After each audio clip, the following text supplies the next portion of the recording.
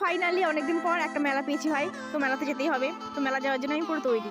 তো আমাদের এখানে শীতের শুরুতে একটা মেলা হয় যার নাম নেতাজি মেলা। তো মেলা চলে এসেছি।